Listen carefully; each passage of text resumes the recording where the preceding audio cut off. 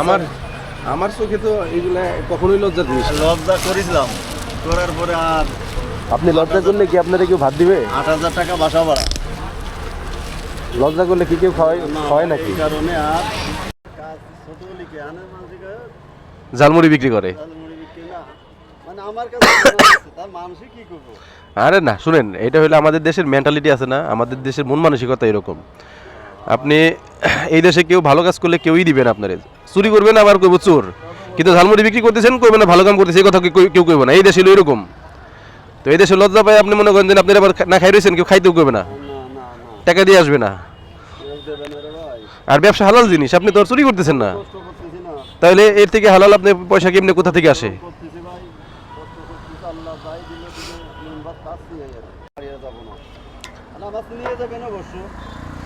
যাক, যে কোনো ব্যবসায় করেন, ব্যবসায় এটা নিয়ে হলো হীনমন্যতায় ভুগে লাভ নাই। এটা আমাদের কাছে খুব ভালো লাগে। এটা কোনো ব্যবসায় ছোট না, এইটাই আল্লাহ ভরসা।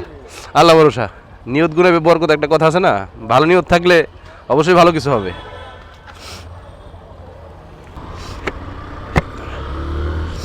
এই লোকটার সাথে কথা বলতেছিলাম একটু, উনি এই ঝালমুড়ি বিক্রিতে আসতে চাইছিল না, 25 দিন বেকার ছিল, মানে কাজ না করে, এরকমটাই বলতেছিল আর কি। কিন্তু লজ্জায় পড়ে, মানে লজ্জায় কি বাধ্য হয়ে আসছে ঝালমুড়ি বিক্রি করতে। উনি এমন হয় অ্যাক্সিডেন্ট করছিল কোনো একটা। তো আমি এই জন্যই মানে এতক্ষণ কথা বলছি আর কি, ক্যামেরা ছিল না তখন, পরে সরি, ক্যামেরাটা পরে অন করা হয়েছে। তো ওই ঠান্ডা লাগে একদম, খুবই অবস্থা খারাপ। তো আমি ওনাকে বলতেছিলাম যে আপনি ব্যবসা করতেছেন, এমন না যে আপনি চুরি করতেছেন। ব্যবসা মানে ব্যবসা, এর সাথে আসলে অন্য কোনো কিছুরই তুলনা করা যাবে না। আর ঝালমুড়ি বিক্রি করা এটা তো অবশ্যই কোনো খারাপ ব্যবসা না একটা মানুষের জন্যে।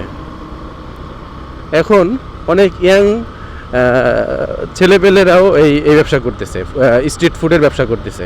তো এখানে মানে আমাদের দেশটা এমন যে এখানে আপনাকে পজিটিভ কোনো কেউ দেখাবে না, পজিটিভিটি দেখাবে না কেউ, যত নেগেটিভিটি আছে আমার দেশের মানুষ সেটা ছড়ায়। ওনাকে হয়তো এরকম কেউ বলে যে ঝালমুড়ি বিক্রি করে, মানে একটা হেয়ালিপনার যে বিষয়টা সেটা আসলে। এই জন্য ওনার সাথে কথা বলে এটুকু বুঝলাম যে আমাদের দেশে আসলে কেউই ভালো কোনো কাজকে অ্যাপ্রিসিয়েট সহজে করতে চায় না।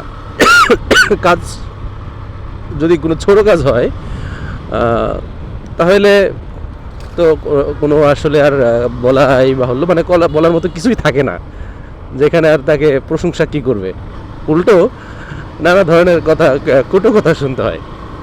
আমাদের বাংলাদেশ একটা উদ্যোক্তা বান্ধব দেশ তখনই হবে যখন আমাদের মেন্টালিটিটা চেঞ্জ হইতে পারবে, আমরা পরিবর্তন করতে পারবো। আমরা যখন তখন এই দেশটা একটা উদ্যোক্তা বান্ধব দেশ হবে, সুন্দর একটা দেশ হবে। আমাদের উচিত সবাইকে ভালো, যে কোনো কাজকে, ছোট হোক বা বড়, ব্যবসা ছোট হোক কিংবা বড়, তাদের সবাইকে অ্যাপ্রিসিয়েট করা।